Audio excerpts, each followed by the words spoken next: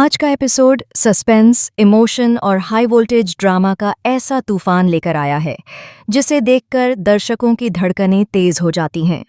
शुरुआत होती है उस शर्त से जिसे अंजलि ने युवराज के सामने पत्थर की लकीर बनाकर रखा था। उस समय सभी को लगा था कि युवराज अपनी चालाकी, जुबानी काबिलियत या परिवार की ताकत से इस समस्या को संभाल लेगा।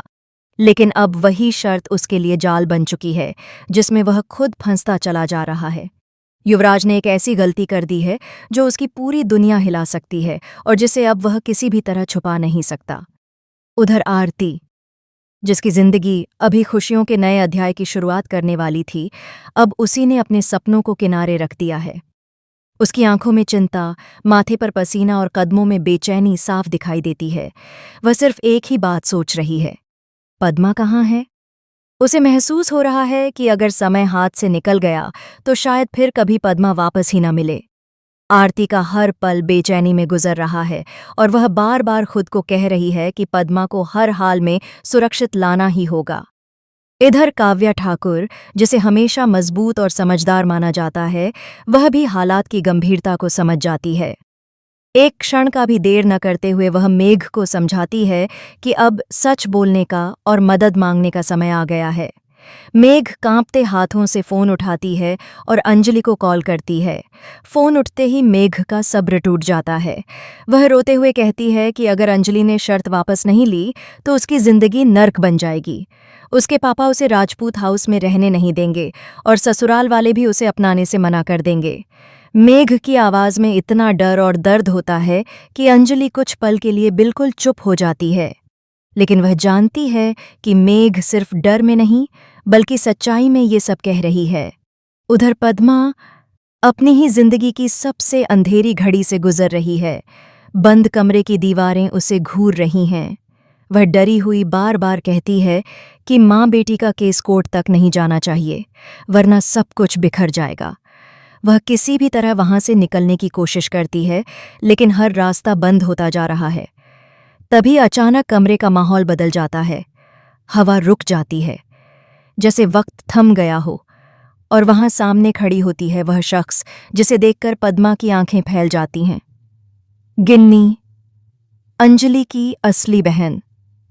वह बहन जो सालों पहले रहस्यमयी तरीके से गायब हो गई थी। पद्मा घबराकर कहती है, गिन्नी भाभी, आप यहाँ कैसे?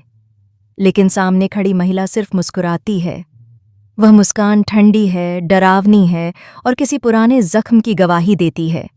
वह धीमे से कहती है, कौन गिन्नी? मैं हूं रानी मौजूमदार। पद्मा की सांस रुक जाती है। वह समझ ही नहीं पाती कि उसके साथ क्या हो रहा है। वह विनती करती है कि उसे जाने दिया जाए। वह कहती है कि अंजलि को उसकी ज़रूरत है। लेकिन तभी गिन्नी का चेहरा बदल जाता है। उसकी आंखों में वर्षों का दर्द और जहर उतर आता है। वह गुर्राती है, अगर अंजलि को तेरी ज़रूरत है तो तू कहीं नहीं जाएगी, तुझे बेचा जाएगा।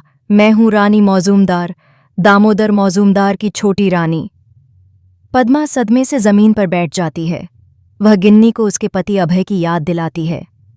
कुछ क्षण के लिए गिन्नी की आंखों में नरमी उतरती है और आंसू चमकने लगते हैं। उसके दिमाग में सारे पुराने जख्म खुल जाते हैं। बचपन का अकेलापन, पिता की उपेक्षा, बहन की नाराजगी, ससुराल का दर्द। उस दर्द का लावा फूट पड़ता है और वह पागलों की तरह चिल्लाती है, राजपूत खानदान का सर्वनाश होगा। इधर आरती और वेद कुसुमगंज पहुंचते हैं। वहां की सुनसान गलियां, टूटी हुई पुरानी इमारतें और अजीब सन्नाटा माहौल को और डरावना बना देते हैं। दोनों बदहवासी में पद्मा की तलाश करते रहते हैं। आखिरकार वे एक ऐसी जगह पहुंचते हैं जहां लड़कियों को छुपाकर रखा जाता है। वहां बिखरे पड़े पायल के मोती, दीवारों पर नाखूनों के निशान, फटे दुपट्टों के टुकड़े। सब कुछ चीख चीख कर बता रहा है कि यहाँ किसी ने बहुत दर्द सहा है। आरती की आंखों में आंसू आ जाते हैं, लेकिन उसका हौसला और बढ़ जाता है। इसी बीच अंजलि मेघ के फोन के बाद सब कुछ छोड़कर राजपूत हाउस के लिए निकल पड़ी है।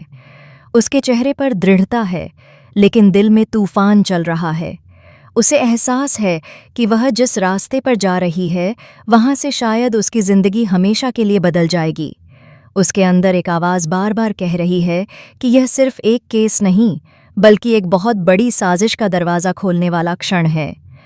अब सवाल ये है, क्या अंजलि गिन्नी की रहस्यमयी आवाज़ सुनकर पद्मा तक पहुंच पाएगी? क्या आरती और वेद सत्य के इतने करीब आकर सही समय पर उसे पकड़ पाएंगे? क्या राजपूत खानदान पर मंडराता ये काला साया अब सच में विनाश लेकर आएगा? इन सभी सवालों का जवाब आपको अगले हिस्से में मिलेगा। बस जुड़े रहिए एडवोकेट अंजलि अवस्थी की इस रोमांचक और सस्पेंस से भरी कहानी के साथ। और हाँ, अतुल टॉक चैनल को सब्सक्राइब करना बिल्कुल मत भूलिएगा।